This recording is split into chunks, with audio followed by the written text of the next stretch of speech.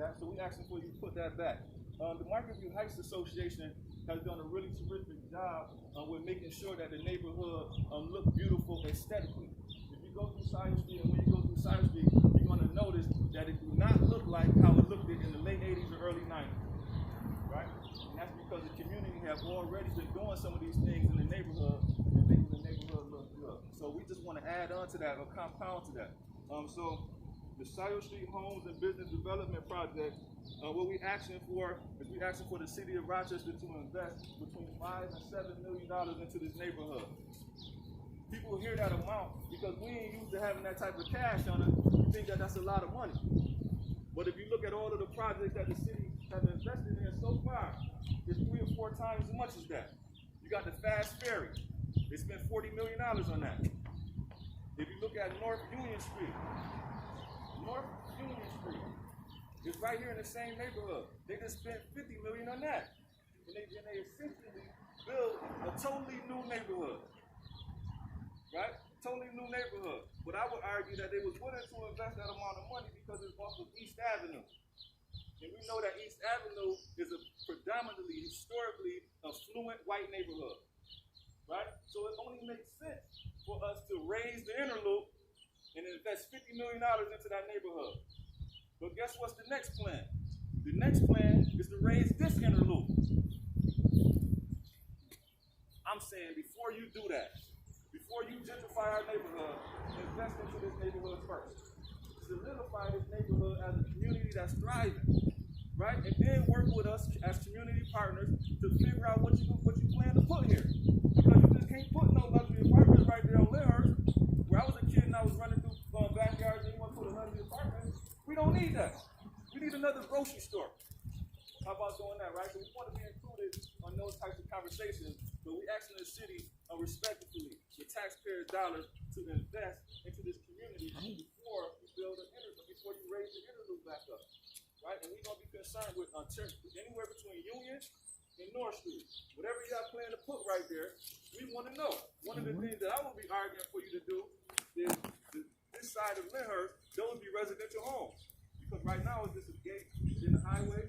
So close off Lyndhurst with more residential homes. We don't need no businesses up through there, right? That's a residential street. So we want to be a part of those types of conversations. And what we actually do, the first thing, I have one of these papers if y'all have them, and it should be on here too. We want 25 to 30 new homes built in these empty lots. You just sign in. That's one of the things that we ask. Now again, it's not a lot of money. It will come up to 2.5 to $3 million. See if Rochester spend that much with y'all point.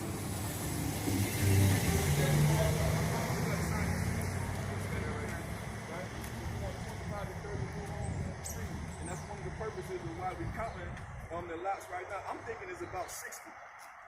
In a small neighborhood of 7 streets, there's about 60 empty lots. We can see a couple from here.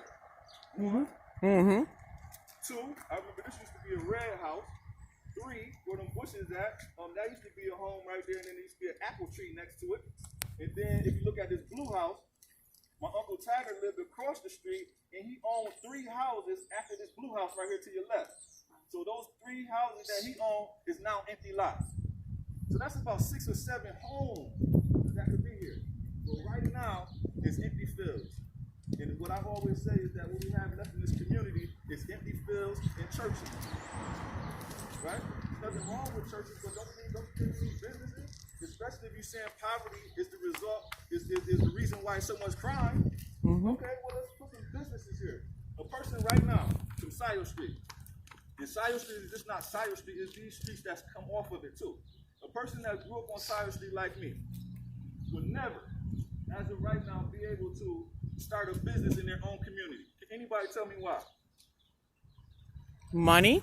No, not money. Zoning. They got the money. Zoning? Someone said zoning? Not because of zoning. Why? It ain't nowhere to put it. Oh. Say if I wanted to start a clothing store right now. My clothing store would have to be outside of my neighborhood because there's no storefronts to even start it up at. Okay, empty lots makes sense. My grandmother, my aunt, they can't walk and support me. They got to go on Hudson Avenue or Joseph Avenue somewhere because there's not one single storefront in the Scio Street neighborhood. You don't think that that's a problem?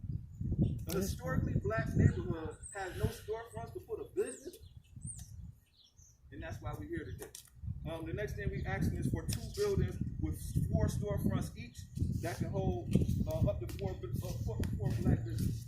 Then if we have 2 of those, then we have 8 businesses, and that'll be a start, right? And again, it's not that much, $250,000 to build a decent building. It's not really that much. Think about it. We want the Wells Street Park resurrected. We want the city to invest in more green spaces so that the neighborhood, you ride down East Avenue, and I pick on East Avenue a lot because my community look like East Avenue. So if you ride down East Avenue, one of the things that sticks out to you the most is all of the trees, right?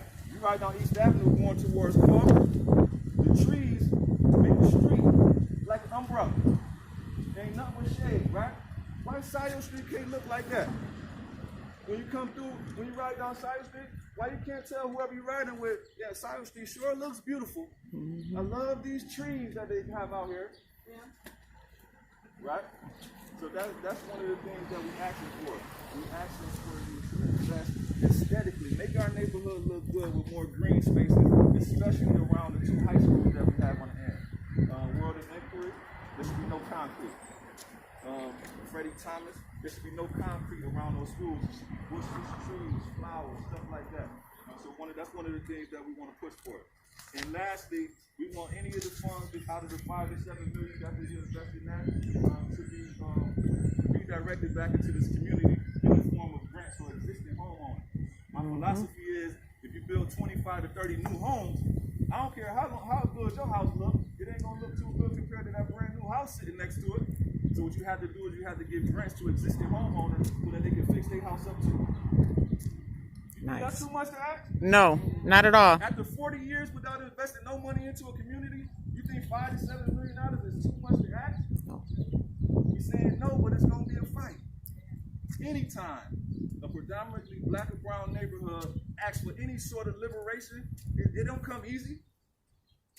It don't come easy. People that have oppressed this neighborhood, whether directly or indirectly, whether covertly or overtly, they're not just gonna give it back to you easily. Little old Miquel coming up in City Hall with some type of plan that I came up with, asking for you to invest $5 to $7 million in my neighborhood. They laugh at me. They're already telling me, Miquel, the reason why we never invested, this is what Mayor said, the reason why we never invested was because we couldn't find a developer. Oh. She said, you know what you need to do, Mr. Powell? You need to find a developer. How are you going to ask an ordinary citizen to find a developer? You think I got no type of contacts in my phone? That can call the developer and say, hey, you think you can build 30 new homes for me? No, but the city got those types of connections. They got a team, business and neighborhood subcommittee. Michael Patterson is on it. Michael Patterson is the city council member that's responsible for this section. I let him know when he's going to be here today. You see him? Nope. You see him? Nope. Jackie Ortiz, she's on that same committee. I let her know. She knows. You see her? Jackie Ortiz grew up on Ontario Street. She got a love to this community too. That's what I'm trying to tell you by letting you know that it's not going to be easy. So I ask you, if you're passionate about liberating a neighborhood, let's just say it like that, be passionate about that, stay with this as long as possible to the end, until they start breaking ground and having ribbon cuttings for new buildings that they put up over here. It's not going to be an easy fight. It's not going to be easy. It's going to be, I want it by next budget year. They just passed the budget right now. I would like to see the Scio Homes and Business Development Project on the next budget. Right? So that gives us probably about another 12 months of organizing. The main thing is organizing, staying together. Right? And then it might come a time to where we have to go to City Hall and interrupt some meetings. Right? Go protest in front of City Hall. It might come those times.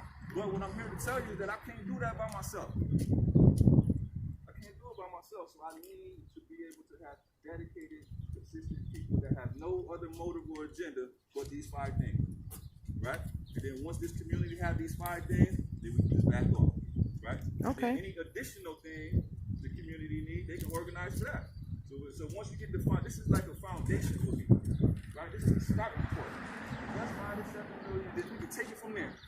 We got some businesses now that we can start running. You know, we can start feeding ourselves. We can start hiring people that work, that live around here, and then we'll take it from there.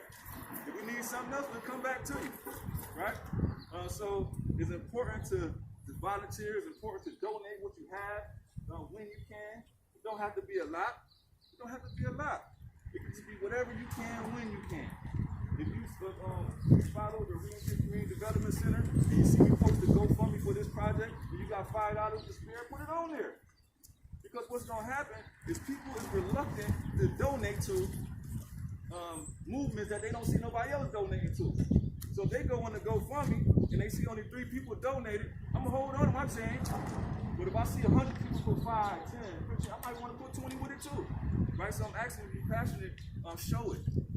Right? Show it. Nobody is telling you to go and take out a loan for $50,000 and put it on the GoFundMe. I ain't asking you to do that. I'm saying spare $5, right? So that you can see that it is some type of movement. All right, so that's what we wanted. And then now I can read this so we can get started. All right. So it says the sole purpose of asset mapping today is to count the empty lots in the Scio Street neighborhood. We are here to do just that and report the data back. So it can be a part of our detailed plans. We can say we know for a fact it's 58 empty lots. You know how we know? Because we went and counted them hand by hand. That's how we know it's 50 lots. Please be respectful of the neighborhood and its residents by exhibiting a very friendly presence. You don't have to go around handshaking and hugging everybody. But if somebody make eye contact to you, can you please speak? Good morning. And keep going about what you're here for, to count empty lots.